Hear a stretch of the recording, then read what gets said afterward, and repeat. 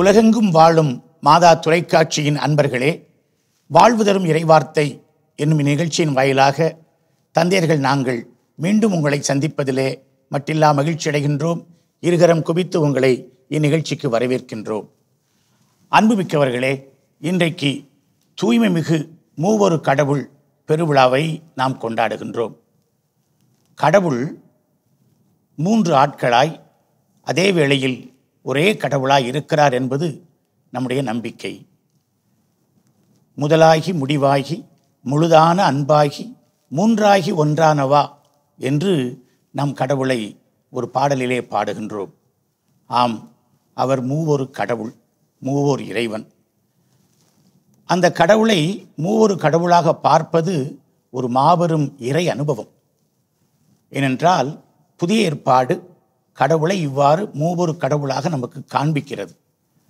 அன்னை மரியா மங்கள வார்த்தை நிகழ்ச்சியிலே அதனை தன்னுடைய வாழ்க்கையில் துய்த்துணர்ந்தார் என்று சொல்வார் நம்முடைய மறைந்த திருத்தந்தை புனித 2ஆம் ஜான் பால் அவர்கள்.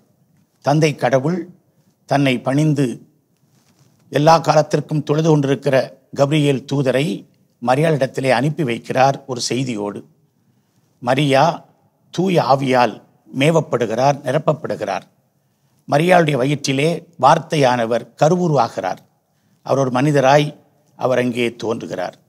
இங்கே மூவொரு கடவுளுடைய மகத்தான ஒருங்கிணைந்த ஒரு செயல்பாட்டினை நாம் பார்க்கிறோம். இன்றைய நற்செய்தி இவ்வாறு தொடங்குகிறது: நான் உங்களிடம் சொல்ல வேண்டியவை இன்னும் பல உள்ளன. ஆண்டவர் இயேசு தன்னுடைய சீடர்களுக்கு இவ்வாறு குறிப்பிடுகிறார். ஆம், அவர் நம்மிடத்தில் சொல்ல வேண்டியவை பல உள்ளன. மறைபொருளாய் விளங்குகின்ற இந்த உண்மைகளை தூய ஆவியானவர் தான் நமக்கு நம்முடைய உள்ளத்திலே அவர் வெளிப்படுத்துகிறார். இல்லையா தந்தை அவர்களே? நம்முடைய கிறிஸ்துவ வாழ்விலே பல விழாக்களை கொண்டாடுகின்றோம், பல புனிதர்களை கொண்டாடுகின்றோம், பல திருவிழாக்களை கொண்டாடுகின்றோம். ஆனால் இன்றைய விழா ஒரு வித்தியாசமானது. இன்று நம்முடைய கடவுளுக்கு விழா கொண்டாடுகின்றோம். இது ஒரு நம்முடைய நம்பிக்கை வாழ்வின் உச்சமான விழாக்களில் ஒன்று என்று நாம் சொல்லலாம். கடவுளுடைய இந்த இருப்பை ஏற்கனவே பழைய ஏற்பாட்டிலே மோசேயிடம் எரியும் புதரிலே தன்னுடைய இருப்பையும் இயல்பையும் வெளிப்படுத்தி இருக்கின்றார். ஆனால் இயேசு கிறிஸ்துவிலே நாம் கடவுளை இன்னும் அதிகமாக புரிந்து கொண்டிருக்கின்றோம். அதைத்தான் நீங்கள் குறிப்பிட்ட அந்த முதல் வசனமே சொல்லுகிறது. நான் உங்களிடம் சொல்ல வேண்டியவை இன்னும் பல உள்ளன. வெளிப்பாடு, கடவுளை பற்றிய வெளிப்பாடு, இயேசு கிறிஸ்துவில் நமக்கு மலர்ந்துள்ள பல வெளிப்பாடுகள் நமக்கு இருக்கின்றன. அதிலே கடவுள் எப்படிப்பட்டவர், யாராக இருக்கின்றார், என்னவாக இருக்கின்றார் என்ற இந்த நம்பிக்கை தான் இன்றைய விழாவாக மாறுவதை பார்க்கின்றோம். இந்த விழாவுக்கு அர்த்தம் கொடுப்பதே இயேசுதான் என்றால் அவருடைய மத்தேயு நற்செய்தி 28ஆம் அதிகாரத்திலே நாம் படிக்கின்றோம். தம்முடைய சீடர்களை அவர் அனுப்பும் பொழுது 19ஆம் வசனத்திலே, நீங்கள் போய் எல்லா மக்களினத்தாரையும் சீடராக்குங்கள், தந்தை மகன் தூய ஆவியார் பெயரால் திருமுழுக்கு கொடுங்கள் என்று இயேசுவே இந்த தந்தை மகன் தூய ஆவி என்ற மூவொரு கடவுளுடைய வெளிப்பாடை மிக அழகாக வெளிப்படுத்தி நமக்கு சொல்லி கொடுத்திருப்பதை நாம் பார்க்கின்றோம். கத்தோலிக்க திரு அவை எண் 234 சொல்லுது, இந்த தூய்மை மிகு மூவொரு கடவுள் பற்றிய மறைபொருள் என்பது நம்முடைய கத்தோலிக்க நம்பிக்கைக்கும் கத்தோலிக்க வாழ்விற்குமான மையம். திருமுழுக்கின் பொழுதும் அது கிறிஸ்துவ வாழ்வின் துவக்கம். தந்தை மகன் தூய ஆவியின் பெயரால் திருமுழுக்கு கொடுக்கிறேன். அதே நேரத்தில் ஒவ்வொரு முறையும் நம்ம எழுந்திருக்கும் பொழுதும் ஒவ்வொரு முறையும் நாம் ஜெபம் சொல்லும் பொழுதும் அந்த சிலுவை அடையாளம் வரைதல் என்பது அந்த தூய்மை மிகு மூவோர் இறைவன் என்னுள் குடிகொண்டிருக்கிறார் என்பதனுடைய ஆழ்ந்த அர்த்தம். அதை உணர்த்துகின்றவர் தூய ஆவியானவர். இது ஒரு பெரிய விழா. இயேசுனுடைய பிறப்பு விழான்னு சொல்லி இயேசுக்கு விழா எடுக்கிறோம். ஆண்டவருடைய உயிர்ப்பு விழான்னு சொல்லி ஆண்டவருக்கு. பெந்தகோஸ்தியை போன வாரம் பார்த்தோம், அது வந்து தூய ஆவியானவருக்கு. இந்த 3 பேருக்கு சேர்த்து ஒரு பெரிய விழா எடுக்கிறோம் என்று சொன்னால் அது இன்றுதான் அப்படிப்பட்ட விழா. அது நம்ம சின்னதில் அந்த மறைக்கல்வி வகுப்பில் சின்ன குறிப்பிட்டதில் நம்ம படிச்சிருக்கிறோம். ஆனால் எத்தனை முறை சொன்னாலும் அது மனப்பாடமாக தான் அதை திரும்ப நம்ம சொல்ல தெரிகிறதே தவிர அதனுடைய உட்பொருளை நாம் அறிந்து கொள்ள இன்னைக்கு யாருக்குமே முடியல. இன்று வரையிலும் அது ஒரு பெரிய மறைபொருள். அதை முழுமையாக நிறைய விவிலிய அறிஞர்கள் அதற்கு விளக்குரை எழுதியிருக்கிறார்கள், அனுபவத்தோடு சொல்லி இருக்கிறார்கள். ஆனால் எனக்கென்று நான் பர்சனலைஸ் பண்ணும்போது தான் தந்தை மகன் தூய ஆவியானவர் இந்த உறவு ஒன்றிப்பை நான் உணர முடியும். அதை வெளிப்படுத்தும் விழா தான் இன்றைக்கு இருக்கக்கூடிய இந்த அற்புதமான விழா. நான் கிறிஸ்துவனாக இருப்பது எதனால் என்றால், அந்த திருமுழுக்கிலே தந்தை மகன் தூய ஆவியாரின் பெயரால் நான் கழுவப்பட்டு நான் திருமுழுக்கு பெற்றிருக்கின்றேன். அப்போ என்னுடைய அடிப்படை அடையாளமே இந்த மூவொரு இறைவனில் அமைந்திருப்பல், பொருந்தி இருத்தல். அதுதான் இன்னைக்கு ஒரு செயல்முறையாக பார்க்கும்பொழுது நம்முடைய திரு அவை நம்ம எல்லோருக்கும் தெரிந்திருக்க வேண்டிய காரியம் ஒன்று. திரு அவை சில சபைகளுடைய திருமுழுக்கை ஏற்றுக்கொள்கிறது. அது நாம் நம்முடைய புரிந்திருக்க வேண்டும் நம்முடைய கிறிஸ்துவ வாழ்விலே. அதே வேளையில் சில சபைகளுடைய திருமுழுக்கை அங்கீகரிப்பதில்லை. காரணம் ஒன்றே ஒன்றுதான், இந்த மூவொரு இறைவனின் பெயரால் கொடுக்கப்படுகிற திருமுழுக்கு தான் ஒருவனை கிறிஸ்துவனாக அமர்த்துகிறது, கிறிஸ்துவனாக பொருத்துகின்றது. அந்த அந்த மூவொரு இறைவனின் வாழ்விலே நம்மை பொருத்துகின்றது. அப்படி பார்க்கும்போது பவுல் அடியார் அதனால்தான் தன்னுடைய கடிதங்களை எல்லாம், பல கடிதங்கள், குறிப்பாக உதாரணமாக சொல்ல வேண்டுமென்றால் கொரிந்தியருக்கு 2ஆம் திருமுகம் 13:13 கடைசி வசனமாக அவனுடைய வாழ்த்தும் பொழுது, ஆண்டவர் இயேசு கிறிஸ்துவின் அருளும் கடவுளின் அன்பும் தூய ஆவியாரின் நட்புறவும் உங்கள் அனைவரோடும் இருப்பதாக என்று ஆதி திரு அவையிலேயே நற்செய்தியில் எழுதப்படுவதற்கு முன்பே இந்த மூவொரு இறைவனுடைய வாழ்த்து ஒவ்வொரு கிறிஸ்துவனுக்கும் ஆசீர்வாதமாக தரப்பட்டிருக்கிறது. ஆனால் தான் இன்று நம்முடைய திருப்பலியிலே இதை முதல் ஆசீர்வாதமாக மாற்றிக்கொள்வதை நாம் பார்க்க முடியும். அப்படி என்றால் இந்த கடவுளுக்கு விழா எடுக்கின்றோம், நம்முடைய கிறிஸ்துவ வாழ்வுக்கு விழா எடுக்கிறோம் என்று நாம் மகிழ்ச்சியாக இதை சொல்ல முடிகிறது. அதனால்தான் திருத்தந்தை பிரான்சிஸ் சொல்லுவார், லிவ் திஸ் மிஸ்ட்ரி, இந்த மறைபொருளை வாழ்ந்து பாருங்கள். அந்த அனுபவம் என்பது மிகச்சிறந்த அனுபவம். இன்னைக்கு நற்செய்தி வாசகத்தில் தான் தூய ஆவியானவர் முழு உண்மையை நோக்கி வழி நடத்துவார் என்ற வார்த்தை வரும். அதாவது இயேசுவுக்கும் அந்த துணையாளருக்கும் நெருங்கிய தொடர்பு. அந்த இயேசுனுடைய பணியை தூய ஆவியார் தொடர்ந்து செய்கிறார். இதைத்தான் ஒரு விவிலிய அறிஞர் பேராசிரியர் சொல்லுவார், யோசுவா எப்படி மோசேவினுடைய மேலாடையை பெற்றுக்கொண்டு இஸ்ராயல் மக்களை வாக்களிக்கப்பட்ட நாட்டிற்கு கூட்டி சென்றாரோ, அதே போல தூய ஆவியார் மக்களையும் உண்மையை நோக்கி வழிநடத்தும் இயேசுவின் ஆடையை பெற்றிருக்கிறார் என்று உணர்த்துவார். ஆக ஒன்று அந்த தொடர்ச்சியாக உண்மையை நோக்கி பயணிக்கின்றது. அதே நேரத்தில் இந்த துணையாளர் என்பவர் உறவின் பாலம். அதனால்தான் பவுலடிகளார் சொல்லுவார், தூயாவின் வழியாக நாம் கடவுளை அப்பா தந்தை என அழைக்கிறோம் என்ற வார்த்தையை சொல்லுவார். எப்படி உறவின் பாலம் என்றால், நமக்கு ஏற்கனவே தெரியும், யோவான் நற்செய்தி அந்த முதல் நூற்றாண்டின் கடைசி காலத்தில் எழுதப்பட்ட நற்செய்தி. இந்த இயேசுவுக்கும் கிறிஸ்துவ சமூகத்திற்கும் இருக்கின்ற உறவு கொஞ்சம் கொஞ்சமாக தகர்ந்து கொண்டிருப்பதாக யோவான் நற்செய்தியாளர் உணர்கின்றார். ஏன்னா இயேசுவை பார்த்த அனுபவம் அவங்களுக்கு இல்லை. ஆனால் அதை மையப்படுத்தி அந்த உறவின் பாலமாக தூய ஆவியாரை வைக்கிறார். ஆனால் இந்த தமத்திருத்துவ மூவர் இறைவன் திருவிழான்றது நம்முடைய விழா. ஏன்னா அந்த மூவர் இறைவன் என் உள்ளத்தில் குடியிருக்கிறார். தந்தையானவர் என்னை படைத்திருக்கிறார், மகனாகிய கடவுள் என்னை மீட்டிருக்கிறார், தூய ஆவியானவருடைய கடவுள் என்னை வழிநடத்தி கொண்டிருக்கிறார். அதனால்தான் இந்த மறைபொருளை நாம் வாழ்ந்து பார்க்க வேண்டும் என்று திருத்தந்தை பிரான்சிஸ் சொல்லுவார். இதை இறையியலாக புரிந்து கொள்வது ஒரு மறைபொருள் சிரமம் அது. ஆனால் அதில் வாழ்வியலாக மாற்றும் பொழுதுதான் அதிலே அது எளிதாக இருக்கிறது, இனிமையாக இருக்கிறது, அது ஆசீர்வாதமாகவும் இருப்பதை நாம் பார்க்கின்றோம். இது எப்படி வாழ்வியல் ஆக்க முடியும்னாக்கா, எப்படி ஒரு கடவுள் 3 ஆட்களாக இருக்கின்றார் என்றால், அந்த 3 ஆழ்தன்மையை எப்படி எனக்கு இயேசு உணர்த்துகிறார், தூய ஆவியார் உணர்த்துகிறார் என்றால், என்னோடு கடவுள் எப்படி உறவு கொண்டிருக்கிறார் என்பதை வைத்துதான்.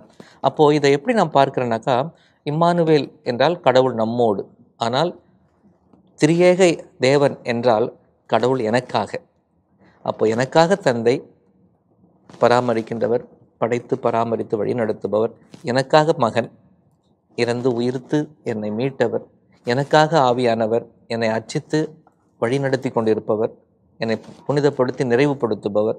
இப்படி நாம் நம்மோடு உள்ள உறவிலே வைத்து அந்த கடவுளை பார்க்கும் பொழுது, எனக்காக கடவுள் என்று சொல்லும் பொழுது மூவர் இறைவனை இன்னும் அனுபவித்து நாம் மகிழ முடிகிறது. தந்தை படைக்கின்ற கடவுளாக இருக்கிறார், இயேசு மீட்கின்ற கடவுள், தூய ஆவியான வழிநடத்துகின்ற கடவுள். ஒவ்வொருவருக்கும் ஒவ்வொரு தனித்தன்மை இருக்கிறது. அங்கே இந்த 3 பேருக்கும் தனித்தன்மை இருந்தாலும் கூட அவர்கள் மூவரும் ஒன்றாக இருக்கிறார்கள். இன்றைக்கு நம்ம குடும்பத்திலும் திரு அவையிலும் இது கொஞ்சம் குறைவாக இருக்கிறது.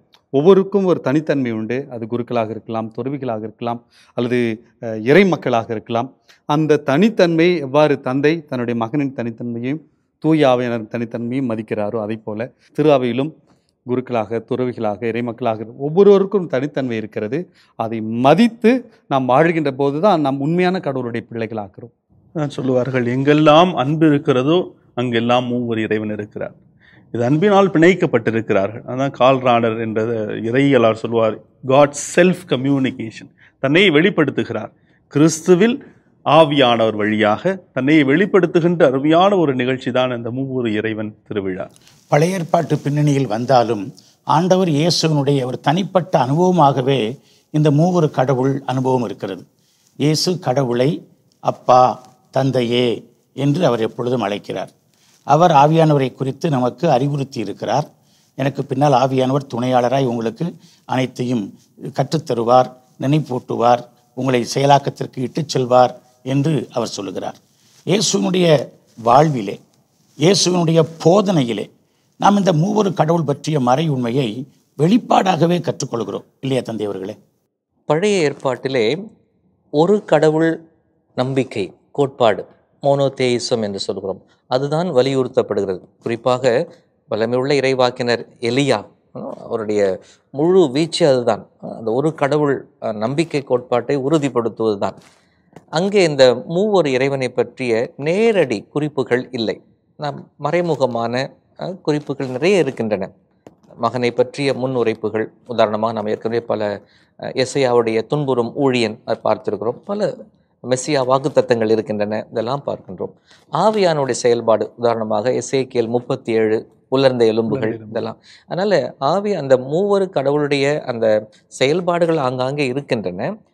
ஆனால் அதை தனிப்பட்ட விதத்தில் பிரித்து தொகுத்து கொடுக்கப்படவில்லை. ஏனென்றால் அப்பொழுது இருந்த சூழல், அப்பொழுது இருந்த ஆபத்து பழைய ஏற்பாட்டிலே ஏன் மூவொரு இறைவனை அங்கு அதிகமாக உச்சரிக்கவில்லை என்றால், அந்த மாற்று தெய்வங்கள், வேற்று தெய்வங்கள், சிலை வழிபாடுகள் இதெல்லாம் இருந்தது. இந்த மூவொரு கடவுள் நம்பிக்கையிலிருந்து பிறண்டு போகக்கூடிய ஒரு ஆபத்து அங்கு இருந்தது. அதையும் பார்க்க வேண்டும். அதனால் அந்த அதிகமாக அதை பற்றி சொல்லவில்லை. இரண்டாவதாக, முக்கியமான இறையியல் காரணம், இயேசு கிறிஸ்துவில் தான் அந்த முழுமையான நிறை உண்மையை நோக்கி நம்மை அழைத்து செல்வார். நற்செய்தி வாசகத்திலே நாம் அதன் படிக்கின்றோம். ஆவியானவர் உங்களை முழு உண்மையை நோக்கி வழி நடத்துவார். இந்த உண்மை என்பது யோவானுக்கு உரிய அழுத்தங்களில் ஒன்று, இந்த ட்ரூத் என்று சொல்வார்கள். அந்த உண்மை என்பது ஏதோ ஒரு நாம் நினைப்பது போல ஒரு கருத்தியல் ஆக்கம் அல்ல. ஆனால் இது ஒரு இறை வெளிப்பாடு, இறைவனுடைய இருத்தல் நிலையும் இறைவன் என்ன செய்து கொண்டிருக்கின்றார் என்பதை வெளிப்படுத்துவதும் தான் இந்த உண்மை. இந்த நிறை உண்மை நோக்கி ஆவியானவர் உங்களை வழிநடத்தி செல்வார் என்று இயேசு சொல்லும் பொழுது, புதிய ஏற்பாட்டில் தான் இந்த மூவொரு இறைவனுடைய முழு தெளிவு நமக்கு கிடைக்கிறது. அதற்கு இயேசு வழிவகுக்கின்றார், ஆவியானவர் வெளிச்சம் போடுகின்றார். தந்தை டோனி டிமெல்லோ ஒரு சிறிய கதை சொல்வார். அது இந்த மூவர் கடவுள் சம்பந்தப்பட்ட ஒன்று. ஒரு யானை கோடை காலத்திலே குளத்திற்கு போய் குளிக்க போனதாம்.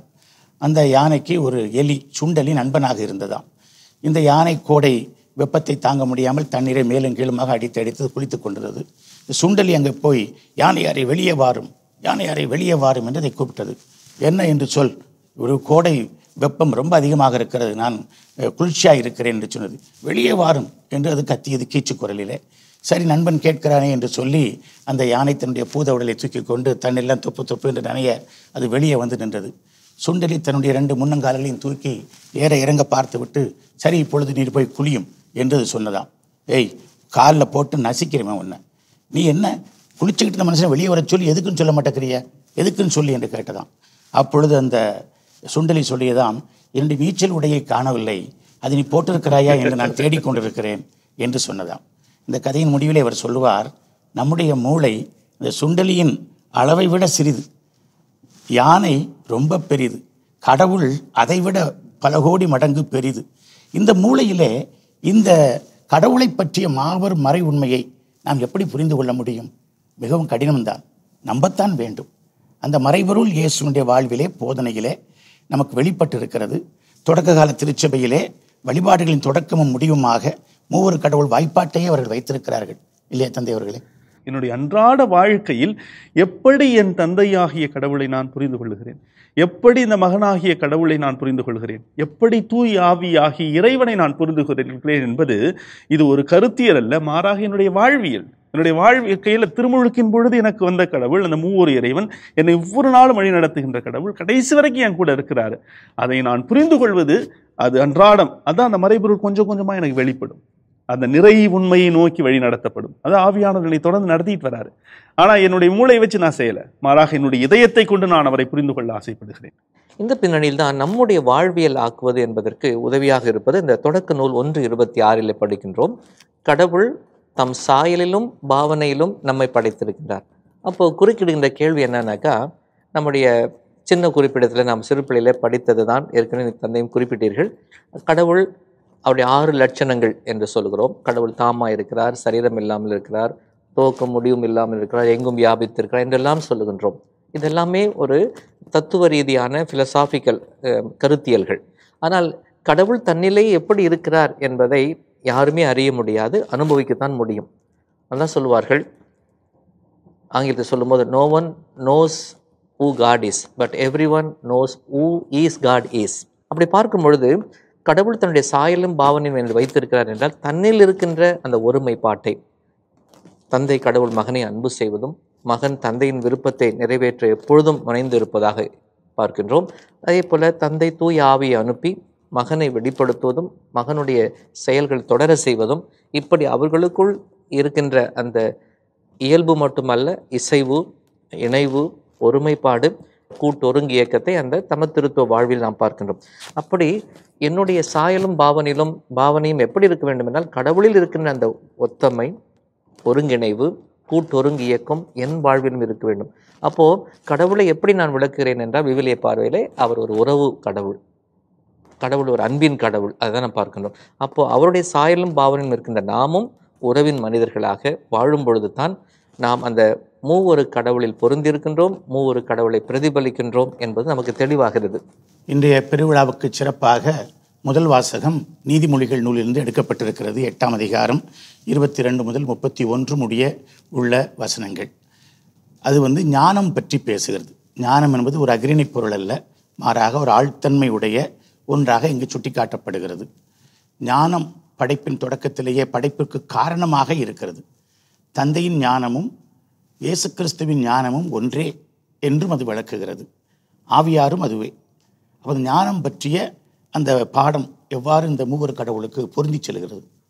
இந்த 8ஆம் அதிகாரத்தில், நீதிமொழிகள் 8ஆம் அதிகாரத்தில் ஞானத்தின் தொன்மை ஆசிரியர் இலக்கிய நடையில் விவரிக்கின்றார். நீங்கள் சொன்னது போல அந்த ஞானத்தை ஒரு மகளாக இங்கே சித்தரிக்கின்றார். இந்த பகுதிக்கும் தொடக்க நூலில் வருகின்ற பகுதிக்கும் நெருங்கிய தொடர்புகளை நாம் பார்க்கலாம். உதாரணத்துக்கு ஒரு 2-3 உதாரணங்களை சுட்டிக்காட்ட வேண்டும் என்றால், 22ஆம் வசனம் தம் படைப்பின் தொடக்கத்திலேயே என்ற வார்த்தை இருக்கும். அதே போல தொடக்க நூலை நாம் வாசிக்கின்றோம். 1ஆம் அதிகாரம் முதல் வசனம், தொடக்கத்தில் கடவுள் விண்ணுலகையும் மண்ணுலகையும் படைத்த பொழுது. அதே போல கடல்களே இல்லாத காலத்தில் நான் பிறந்தேன் என்ற வார்த்தை வரும்.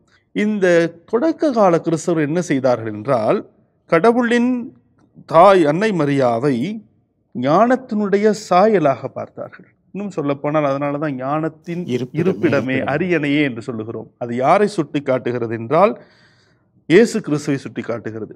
ஏன் இந்த வார்த்தை வைத்து அழைத்தார்கள் என்றால், கடவுளுடைய ஞானமான மகனோடு அன்னை மரியா நெருங்கிய விதத்தில் இருந்ததால் ஞானத்தின் இருப்பிடமே, ஞானத்தின் அரியணை என்று சொல்வார்கள். ஆக இது இயேசுவுக்கு பொருத்தமானதாக இருக்கும். அதே நேரத்தில் ஆவியானவரினுடைய கொடைகளில் ஒன்று ஞானம்.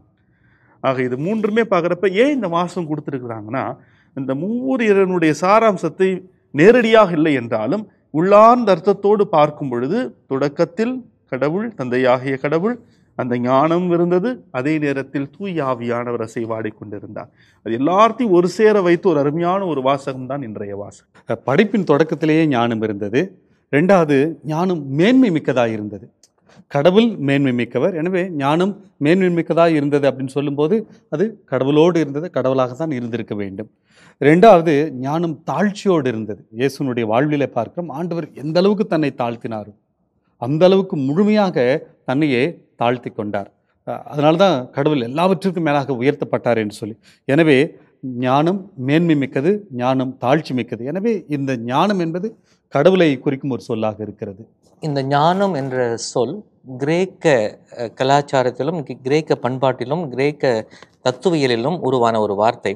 அதனால்தான் இயேசு, நீங்கள் குறிப்பிட்டது போல, இயேசுவுக்கு முந்தின 2-3 நூற்றாண்டுகள் அந்த கிரேக்க ஆதிக்கம் இருந்த அந்த காலத்திலே மத்திய தரைக்கடல் பகுதியிலே ஒரு பேசு பொருளாக இந்த ஞானத்தை அதிகமாக எல்லா மதங்களிலும் பயன்படுத்தினார்கள், எல்லா மதங்களிலும். அதை வாங்கி ஆதி திரு அவையிலே கிறிஸ்துவுக்கு முன்னாடி இருந்த அந்த ஞானம் என்ற வார்த்தையை பயன்படுத்தி தான் யோவானும் வாக்கு என்று சொல்லுவார். அந்த ஞானத்தை போலவே வாக்கு, அதே யோவான் 1 அதிகாரம் 1 வசனத்திலே வாக்கு படைப்பின் தொடக்கத்திலே இருந்தார், எல்லாவற்றையும் படைப்பதற்கு அவர் காரணமாக இருந்தார். இப்போ சொல்ற இந்த ஞானத்தை பற்றி சொல்கிற அத்தனையும் அப்படி சொல்லுவார்கள்.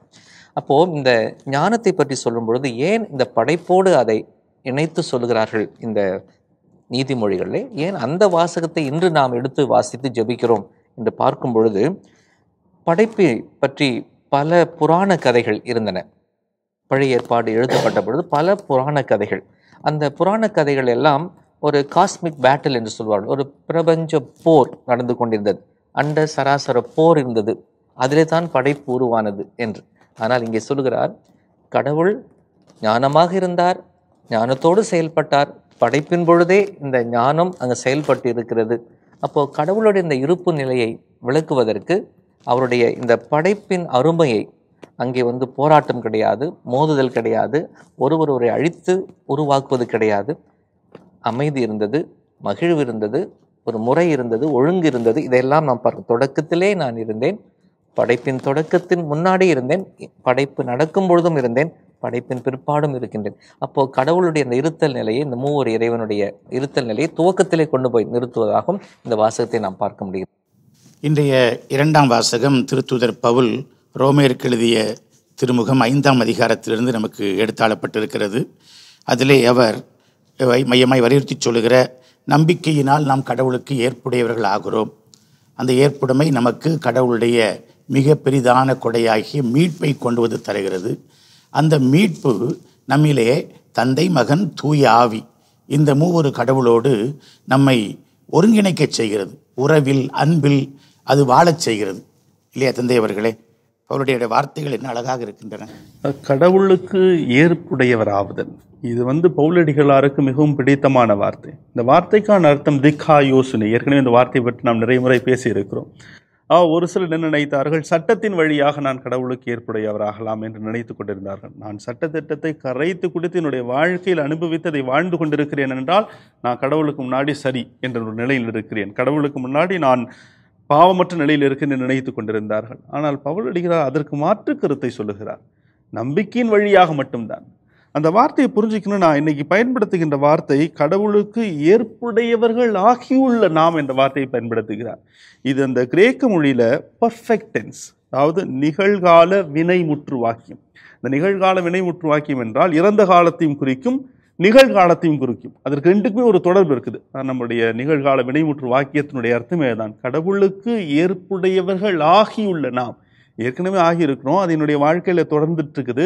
அதனுடைய வாழ்க்கையில் நான் அனுபவிக்க வேண்டும் என்றால் அந்த நம்பிக்கையை நான் பற்றி கொள்ள வேண்டும் என்று சொல்லி ஆணித்தரமாக பவுலடிகளார் இந்த கடிதத்தை எழுதுகிறார். இதுக்கு முன்னால் இருக்கிற அந்த 3வது அதிகாரமும் ரோமேயர் 4வது அதிகாரமும் எப்படிலாம் கடவுளுக்கு நாம் ஏற்புடையவர்கள் ஆக முடியும் அப்படின்னு சொல்லிட்டு 5வது அதிகாரத்தில் அழகாக சொல்றார். அவர் மீது நம்பிக்கை கொள்வதால் மட்டுமே, இயேசு கிறிஸ்துவை நம்புவதால் மட்டுமே கடவுளுக்கு ஏற்புடையவர்களாக மாற முடியும் என்பதை பவுலடிகளார் அழகாக உணர்ந்து சொல்லுகிறார். கடவுளுடைய இந்த இருப்பு நிலை, மூவர் இறைவனாக இருக்கின்ற அந்த நிலையை நம்புவது ஏற்புடையதாவதற்கு வழி என்று நாம் சொல்கிறோம். யோவான் நற்செய்தியிலே இந்த 17ஆம் அதிகாரம் 3ஆம் வசனத்தில் அழகாக சொல்ற, நிலை வாழ்வு என்பது என்ன?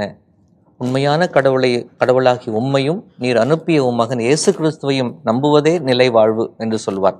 அந்த நம்புவது தான் ஆவியானவர், அந்த நம்ப வைப்பவர் ஆவியானவர். இந்த 3 பேருமே இருப்பதை நாம் பார்க்கிறோம் நிலை வாழ்வுக்கு. அப்போது இந்த ஏற்புடைய வாழ்வு, நிலை வாழ்வு, இது எல்லாமே சாத்தியமாக்குவது கடவுளை பற்றி நம்முடைய புரிதல் தான். அதுதான் சொல்வார்கள், உன் கடவுள் யார் என்று நீ அறிந்தால் அது போல நீ இருப்பாய். அதுதான் முக்கியமானது. என் கடவுளை போல்தான் என்னுடைய வாழ்வும், என் நம்பிக்கை வாழ்வை போல்தான் என்னுடைய அன்றாட வாழ்வும் இருக்கும், அதை அமைந்து இருக்கும் என்பதை பார்க்கின்றோம். அப்படி பார்க்கும் பொழுது தந்தை கடவுள் எப்படி தன் மகனை அனுப்பி ஆவியானவரை தம் உள்ளங்களில் பொழிந்து நம்மை நிறை வாழ்வுக்கு, ஏற்புடைய வாழ்வுக்கு அழைத்து செல்கிறார் என்பதை நாம் புரிந்து கொள்ள முடிகிறது. நம்முடைய கிறிஸ்தவ வாழ்வினுடைய உச்சமாக இந்த சமத்துவத்துவ வாழ்வை வாழ்வாக்க முடிகிறது. தந்தையர்கள் அருமையாக சொன்னார், இந்த வாழ்வியல் ஆக்குதல், சமத்திருத்த வாழ்வு எப்படி வாழ்வாக்குது புரிஞ்சுக்கிட முடியலையே, மறைபொருள்ன்றீங்க. ஆனால் அதற்கான விளக்கம் வாழ்வாக்குதல் என்பதை பற்றி பவுலடிகளார் அருமையாக சொல்லியிருக்காரு. ஒன்று, அந்த வாழ்வாக்குதல் என்பது நாம் என்ன செய்ய வேண்டும் என்றால் அந்த அருள் நிலையை பெற்றிருக்கிறோம் என்பதை உணர வேண்டும். அது கடவுளுடைய கூட அந்த கடவுளுடைய அருள் எனக்கு இருந்தால்தான் எப்படி இந்த இறைவன் என்னுடைய வாழ்க்கையில் இருக்கிற அதை புரிந்து கொள்ள முடியும். அதற்கு அடுத்தபடியாக வருகின்ற வசனங்களில் ஒரு தொடர் சங்கிலியை பயன்படுத்துகின்றார். அது எப்படி என்றால், ஒன்று, துன்பங்களை தாங்கிக் கொள்வதில் பெருமகிழ்ச்சி. அப்போ எனக்கு எந்த கஷ்டம் வந்தாலும் அதை ஏற்றுக்கக்கூடிய, பெருமகிழ்ச்சியோடு ஏற்றுக்கொள்ளக்கூடிய, ஏன்னா என் கூட ஆண்டவர் இருக்கிறார், ஒவ்வொரு இறைவன் எனக்கு இருக்கிறான்ற நம்பிக்கை எனக்கு பலப்படும். அதன் பிறகு அப்படி அந்த துன்பங்களை தாங்கிக் கொள்ளுகின்ற பெருமகிழ்ச்சி எனக்கு எதை கொடுக்கும் என்றால் மன உறுதியை கொடுக்கும், ஒரு தைரியத்தை கொடுக்கும், எதிர்த்து போராடக்கூடிய சக்தியை கொடுக்கும். அது அந்த அருள் நிலையில் இருந்தால் மட்டும்தான் முடியும். அந்த மன உறுதி எதை கொடுக்கும் என்றால் தகைமையை கொடுக்கும். தகைமைன்றது நல்ல வார்த்தை, தோக்கிமென் என்று சொல்லுவார்கள் கிரேக்க மொழியில். அதனுடைய அர்த்தம் என்னவென்றால் நிரூபிக்கப்பட்ட, சோதனையால் துன்பங்களால் நிரூபிக்கப்பட்ட ஒரு குணாதிசயம். ஆக அது மன உறுதி தகைமையை கொடுக்கும். அந்த தகைமையால் தான் எதிர்நோக்கு விளையும், அந்த எதிர்நோக்கு உருவாகும். அந்த எதிர்நோக்கு நம்மை ஏமாற்றாது. அருமை, இதுதான் நம்முடைய வாழ்வியல். அந்த மூவர் இறைவன் என்னுடைய வாழ்க்கையில் இருக்கிறார்னா இந்த ஒரு நிலைகள், படிநிலைகளுடைய வாழ்க்கையில் நான் ஏற்றுக்கொள்ள வேண்டும். அதுவும் அந்த அருள் நிலையில் இருந்தால் மட்டும்தான் முடியும் என்பதை ஆணித்தரமாக பவுலடிகளார் சொல்லுகிறார். ரோமையர் 5:5 இந்த எதிர்நோக்கு ஒருபோதும் ஏமாற்றம் தராது. ஏனெனில், ஏன் அப்படின்னா, நாம் பெற்றுள்ள தூய ஆவியின் வழியாய் கடவுளின் அன்பு நம்முடைய உள்ளங்களிலே பொழியப்பட்டிருக்கிறது. அந்த எதிர்நோக்கு, கடவுளுடைய அன்பை நான் உணர்ந்து கொண்டேன் என்று சொன்னால் அந்த எதிர்நோக்கு ஒரு நாளும் பொய்க்காது, எனக்கு ஏமாற்றத்தை தராது. அதை புரிந்து கொண்டால் இன்றைய விழா எனக்கு ஒரு சிறப்பான விழாவாக இருக்கும். அன்புமிக்கவர்களே, இன்றைய மூவொரு இறைவன் விழா நமக்கு மாபெரும் உண்மைகளை எடுத்துச் சொல்லுகிறது. கடவுள் தம்மிலே அன்பாய் இருக்கிறார், கடவுள் தம்மிலே உறவாய் இருக்கிறார், கடவுள் தம்மிலே ஞானமாய் இருக்கிறார், கடவுள் தம்மிலே நமக்கு வாழ்வாய் இருக்கிறார்.